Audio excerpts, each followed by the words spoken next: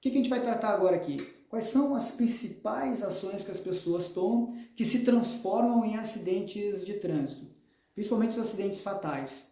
E quem são as pessoas que estão mais perdendo a vida fazendo esse tipo de ação? Vai ver que os principais fatores de acidentalidade que nós encontramos, não somente aqui no país, mas no mundo inteiro, estão ligados à velocidade e à utilização de substâncias psicoativas. A velocidade acima do permitido da via, ou também a velocidade que não é condizente com a segurança. Como assim? Não entendi muito bem, Madruga. Explica um pouco melhor. Bom, eu sei que velocidade acima do permitido é quando tem uma plaquinha lá indicando que 60 km por hora é a velocidade máxima de determinada via, ou 80 km, 90 km, 100 km.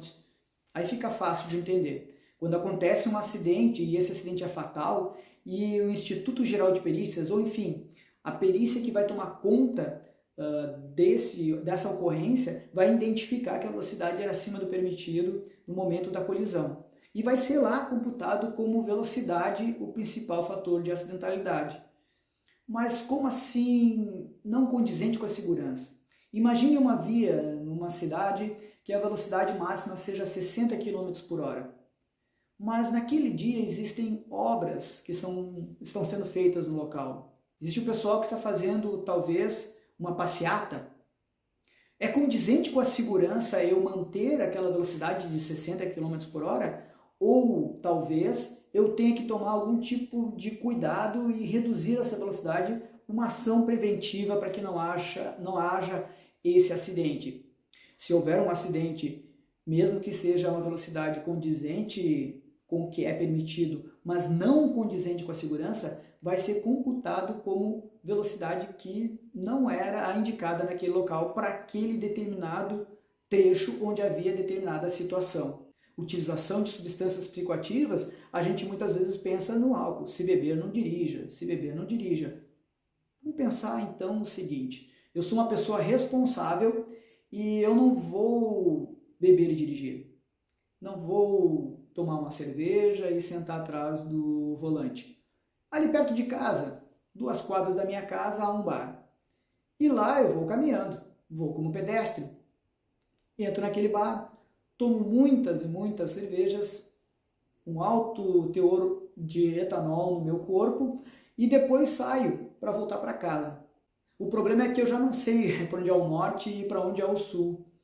E eu, cambaleante, saio daquele bar e acabo indo para a via pública, onde um condutor do nada vê que sai ali aquele pedestre cambaleante, totalmente ébrio, atravessando a via. Talvez ele tenha que fazer um movimento evasivo, se envolva no acidente e acabe perdendo a vida. E a pergunta que fica, aquele condutor tinha alguma coisa a ver com a vontade do pedestre de ficar ébrio, de beber a cerveja em alto nível, em perder a total noção do que estava fazendo, perder a noção de para onde ia? Não. Acaba envolvendo uma outra pessoa que não tem nada a ver com ele, mas eu estava a pé, não estava conduzindo o veículo, ok? Mas causou um prejuízo para uma outra pessoa, talvez mesmo tenha perdido a vida. Talvez esse condutor não tenha tido tempo de fazer esse movimento e tenha o atropelado. Ficou com uma sequela, um trauma psicológico e nunca mais pôde conduzir um veículo automotor. Utilização de bebida etílica é muito batido, mas principalmente nas cidades o uso da maconha é cada vez mais frequente. Nas estradas o uso de drogas como a cocaína, anfetamínicos, o pessoal costuma chamar de rebite, para que o condutor tenha mais tempo de autonomia dirigindo veículos. O problema é que muitas vezes esse condutor está conduzindo esse veículo e o efeito dessa droga passa e ele simplesmente apaga. A gente está lá numa estrada, vê um caminhão tombado numa reta e não consegue entender, poxa, como que um condutor profissional perdeu o controle numa reta?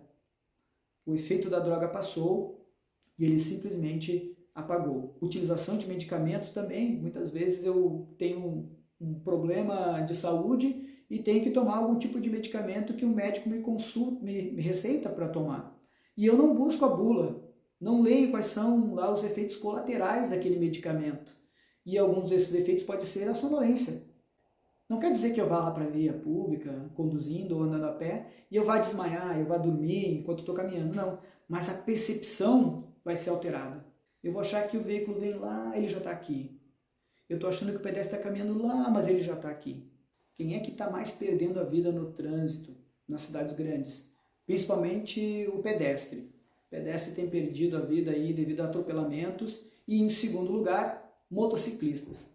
Olha, o motociclista tem se envolvido muito em acidentes, principalmente com sequelas. Acidentes que acabam deixando esse condutor sem algum membro, paraplegia, tetraplegia, não utilizarem também os equipamentos obrigatórios, como o capacete, não somente utilizar o capacete, mas também afivelar o capacete de forma correta. É muito mais frágil também o condutor de motocicleta, está muito mais exposto do que o condutor que está no veículo lá de 4 rodas, onde tem todo um arcabouço de tecnologia para poder salvaguardá-lo no momento de uma colisão.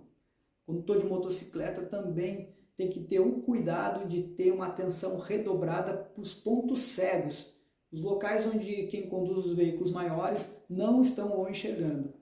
Ver e ser visto é importantíssimo no trânsito. Então eu tenho que ter a noção de que o condutor que está ali na minha frente está me enxergando.